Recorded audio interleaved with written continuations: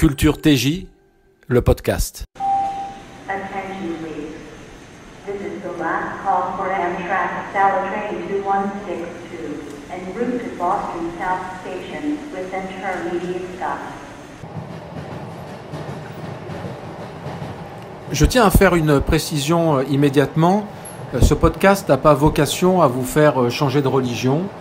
Il a vocation à vous faire réfléchir et à mettre entre vos mains des éléments pour alimenter votre réflexion. Si vous écoutez ce podcast et que vous êtes témoin de Jéhovah, c'est que probablement vous vous posez des questions et vous avez remarqué certaines choses gênantes.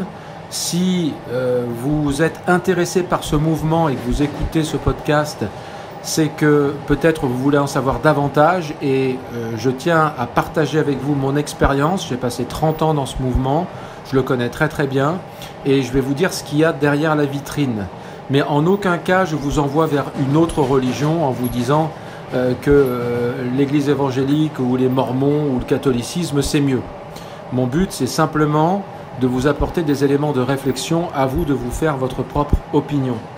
Alors cela étant dit, avant de vous expliquer comment et pourquoi je suis sorti des témoins de Jéhovah, il faut que je vous dise comment j'y suis entré. Moi, j'y suis entré très simplement.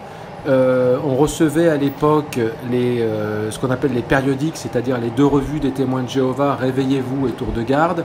À l'époque, ils étaient sous une petite enveloppe marron. On appelait ça les abonnements.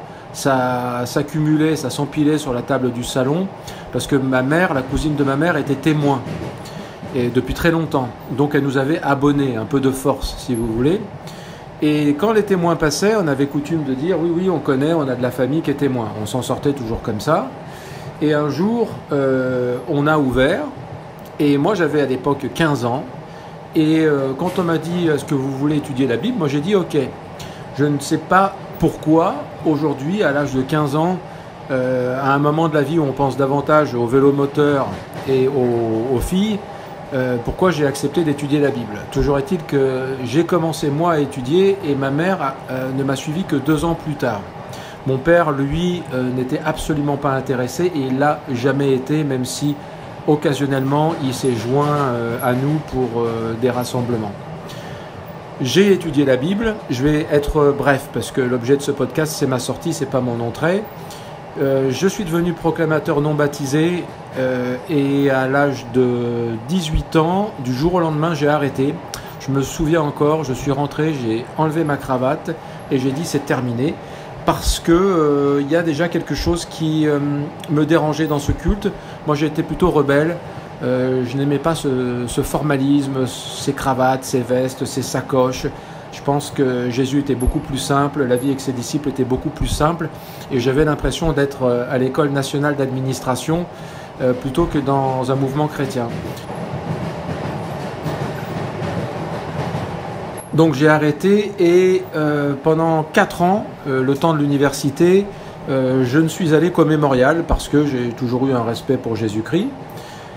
Et à 22 ans environ, j'ai repris l'étude au moment de la première guerre du Golfe, donc celle de George Bush père, parce qu'il me semblait à l'époque que certaines prophéties s'accomplissaient. Donc j'ai rappelé le frère qui me faisait l'étude, et d'abord il est revenu, on a parlé très longuement, je lui ai posé beaucoup de questions, et c'était un frère qui était très habile avec la Bible, c'était un frère intelligent, et je suis reparti pour une étude qui m'a conduit au baptême, à l'âge de 25 ans. Ensuite, je suis resté témoin de Jéhovah donc pendant très longtemps, et j'en suis sorti très récemment. Alors, pourquoi j'en suis sorti ? En fait, ça a été une phase de réveil par étapes, un peu comme un plongeur avec des bouteilles qui remontent par paliers à la surface. Il y a un nombre d'éléments qui se sont accumulés et qui m'ont permis d'arriver à la conclusion qu'on était dans une imposture.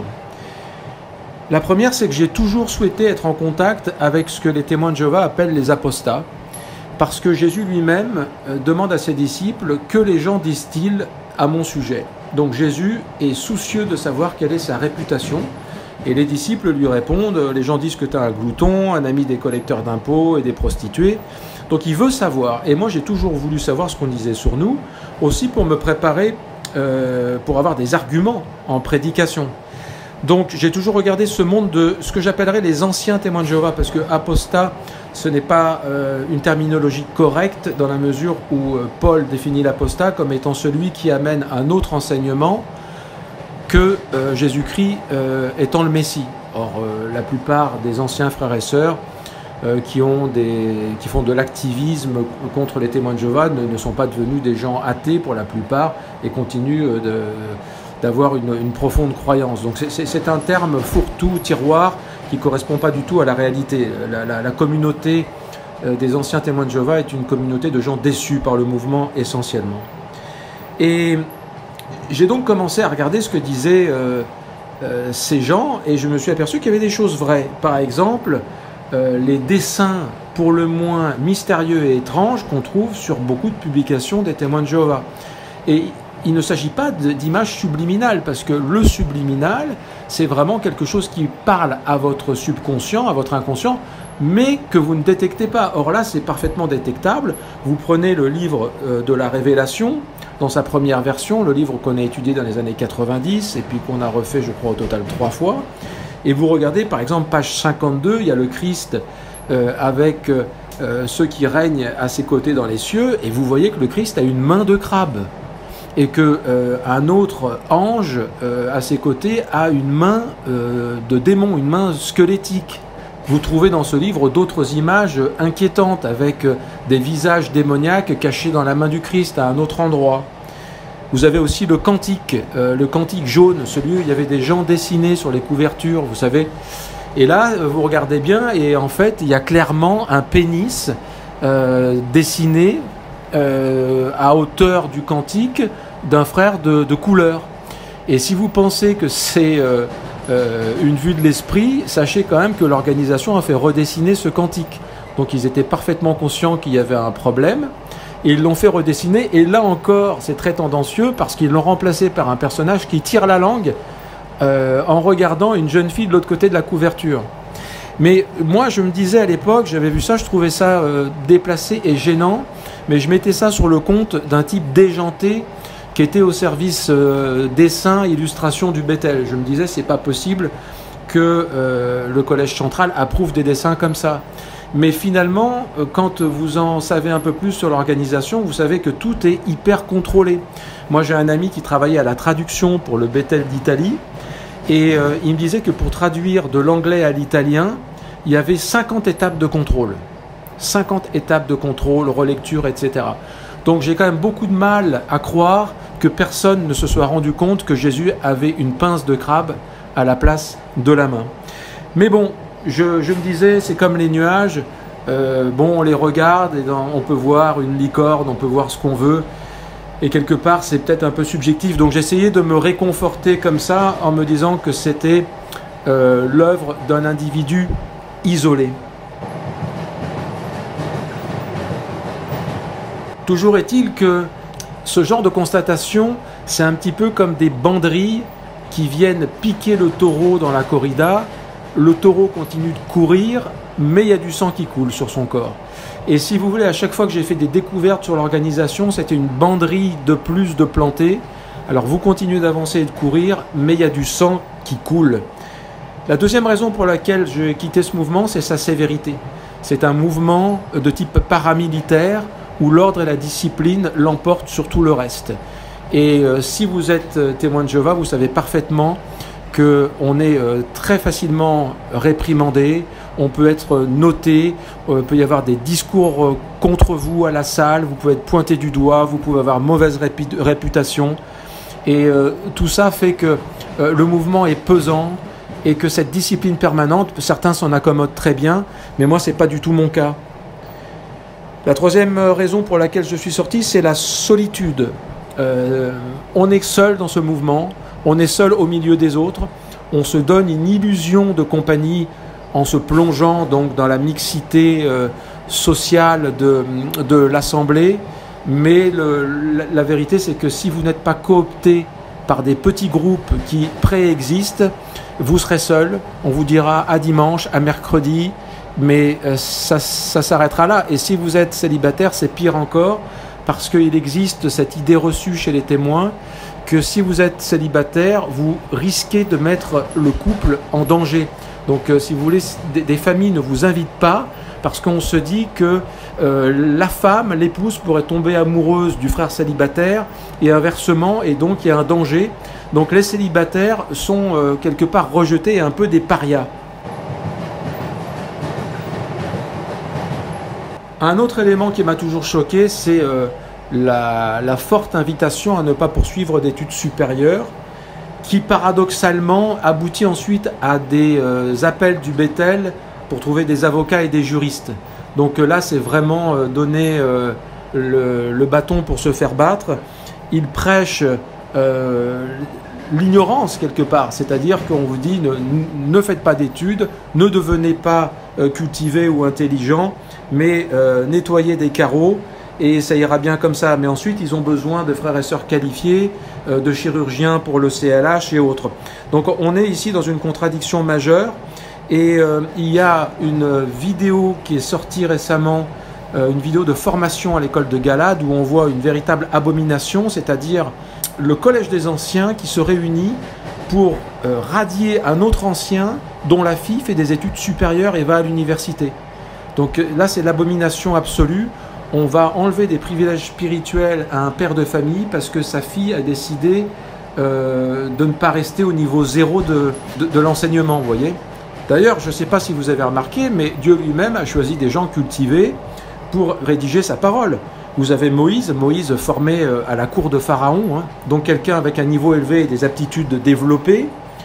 Jésus-Christ, j'en parle pas, donc l'homme le plus intelligent qui a vécu sur Terre, capable de raisonnement impressionnant. Alors on me dira, il était charpentier, oui, mais bon, il était quand même suprêmement intelligent et c'était un communicant comme on n'en a jamais plus trouvé par la suite. L'apôtre Paul, j'en parle pas. L'apôtre Paul, élevé au pied de Gamaliel, c'est-à-dire un homme éminemment cultivé et raffiné, et il a écrit pratiquement à lui tout seul le dernier quart de la Bible. Vous prenez Luc, c'était un médecin, donc une personne cultivée. Vous prenez Matthieu, c'était un collecteur d'impôts, donc une personne également avec un niveau d'instruction. Vous prenez Daniel formé à la cour de Babylone, donc lui aussi sage, intelligent. Donc on constate que Dieu a fait rédiger sa parole par des gens qui avaient de l'instruction. Il est donc tout à fait anormal qu'on demande aujourd'hui aux témoins de Jéhovah, aux jeunes témoins de Jéhovah, de ne pas faire d'études. Un élément qui a été déterminant et qui m'a énormément secoué, c'est l'effondrement de la théorie de la génération. Donc vous savez que pendant très longtemps, on a pensé que les gens qui avaient vu la guerre de 1914 ne passeraient pas avant Armageddon, jusqu'à ce que David Splane vienne expliquer avec un bâton et un tableau blanc une nouvelle explication qui n'a convaincu absolument personne, qui est entièrement centrée autour d'un homme, frère Franz, et qui vous dit que maintenant ceux qui ont connu frère Franz, personne n'a rien compris, c'est l'homme qui a vu le Yéti. Et là, ça a été une violente rupture parce que bon nombre de témoins avaient une forme de zèle en prédication parce que l'imminence d'Armageddon le justifiait. Mais à partir du moment où on vous dit non, on s'est planté, donc quelque part on a menti aux gens parce que nous on a véhiculé ce message en prédication, en tapant aux portes, avec ce sens d'urgence. Moi je me souviens, il y a 30 ans à la salle, il y avait marqué dans une tour de garde Armageddon est imminent. Il y a 30 ans. Je ne vous parle pas non plus des nouvelles du royaume qu'on a distribuées, la fin de la fausse religion est proche. Il y a 25 ans. Donc toutes ces prophéties qui se sont effondrées et qui n'étaient que quelque part des élucubrations, ça donne tort à l'organisation et ça nous met quand même dans une position délicate vis-à-vis de notre entourage, de notre famille et des gens chez qui on a été prêché. Donc le problème des témoins, c'est que la plupart sont amnésiques, ils ne se souviennent pas de ce que disait l'organisation et donc ils pensent que tout va bien. Mais regardez le site internet, la bibliothèque en ligne, les recherches sont limitées à 1930. Or cette organisation existe depuis 1875 et on dispose des écrits, mais ils ne sont pas disponibles et accessibles pour la bonne et simple raison que tout ce qui a été écrit était des foutaises, de véritables foutaises, et il est préférable que vous ne mettiez pas votre nez là-dedans. Ensuite, j'ai envie de dire plus récemment, L'histoire de la montre en or de Samuel Heard m'a profondément irrité et là encore m'a fait comprendre que quelque chose ne tournait pas rond au sein de cette organisation. Comment un membre oint, c'est-à-dire quelqu'un qui devrait donner l'exemple, qui est destiné à juger l'humanité aux côtés de Jésus-Christ, se présente-t-il avec une montre Rolex estimée à 27 000 $ pour présenter une émission de télévision sur le site internet qui va être regardée par plus de 15 millions de gens, dont la plupart vivent dans des pays où il y a un niveau de pauvreté dramatique. Je pense que ce n'est pas seulement une erreur de goût, c'est un moment d'égarement total qui va à l'encontre de ce que dit la Bible. 1 Jean 2, 15, 17, l'orgueilleux étalage de ses moyens d'existence ne vient pas du Père, mais vient du monde. Et comment a-t-on pu laisser Samuel Heard présenter une émission pendant 1 heure avec une Rolex en or au poignet? Je ne me l'explique pas, d'autant que par la suite, d'autres membres du Collège central sont apparus avec des Rolex, on les appelle d'ailleurs le gang des Rolex.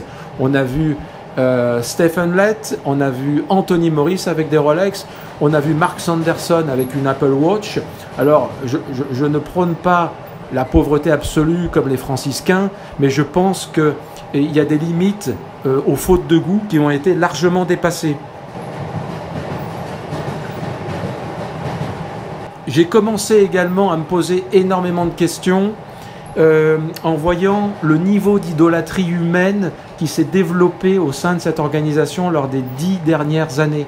On est passé d'une organisation où on révérait Dieu et Jésus-Christ à une organisation entièrement axée sur la parole d'homme, c'est-à-dire la poignée d'anglo-saxons qui forment le collège central, avec parfois des choses mystérieuses dans les tours de garde, notamment ce paragraphe dont on a beaucoup parlé. Même si le collège central devait prendre des décisions illogiques d'un point de vue humain, il faudra les appliquer à la lettre. Et là, on va à l'encontre de ce que dit la Bible. La Bible dit « vérifiez toutes choses » et elle dit aussi « ne mettez pas votre confiance dans le Fils de l'homme tiré du sol ». Donc pourquoi devrait-on faire confiance à une poignée d'Américains qui par ailleurs ont passé leur temps à se tromper au cours des dernières décennies? Et lorsque j'ai vu ce culte voué au collège central avec justement cette récurrence de l'expression collège central, le canal utilisé par Dieu, là encore dans la Bible il n'a jamais été parlé d'un canal utilisé par Dieu, j'ai commencé à me poser des questions et à m'inquiéter sérieusement en voyant mes propres frères et sœurs accorder davantage d'importance à ce que disaient des hommes par rapport à ce que dit la Bible. Remarquez que dans les tours de garde, il y a 30 ans, on disait « si vous vous sentez déprimé ou pas bien, lisez la parole de Dieu ». Aujourd'hui, on vous dit « je me sens mieux lorsque je regarde le broadcasting ou la télédiffusion ». On est sur un grand changement, un grand remplacement, c'est-à-dire que le collège central est en train de remplacer Jésus-Christ au sein de l'organisation. Et ça a été évident pendant le Covid, qui a été pour moi le détonateur ou le révélateur, lorsque j'ai vu que le collège central a littéralement diviser la communauté des frères et sœurs en vaccinés et non vaccinés, nous qui étions si fiers de n'être divisés sur rien, ni politiquement, ni socialement, ni sur le racisme, on est allé se diviser sur un nombre d'injections expérimentales. Je ferai une émission spéciale sur le Covid, j'ai été profondément choqué et c'est à ce moment-là que j'ai fait une lettre pour rendre mes charges. J'étais assistant ministériel, j'étais prêt à me qualifier comme ancien, parce que ma conscience m'a interdit de cautionner le tri de mes frères et sœurs sur le fondement d'injection. Je ne pouvais pas tolérer qu'on dise à un ancien « tu ne peux pas aller à l'école des anciens parce que tu n'as pas 4 doses ». Je ne pouvais pas tolérer qu'on dise à un pionnier « tu ne peux pas faire l'école des pionniers » ou alors aller sur un chantier si tu n'as pas tes 2 doses plus tes 2 boosters. On était à l'encontre du principe de base du christianisme, aimer son prochain, ne pas diviser, ne pas créer de sectes et de divisions entre nous. Et c'est pourtant ce qui a été fait. La gestion du Covid par les témoins de Jéhovah a été calamiteuse. Et je ne suis pas rentré dans le christianisme pour assister à la division sur des critères médicaux des brebis du Christ. C'est ce qui a provoqué mon départ, parce que jamais, au grand jamais, Jésus-Christ n'aurait dit que celui qui a 4 doses me suive, mais les autres, restez chez vous.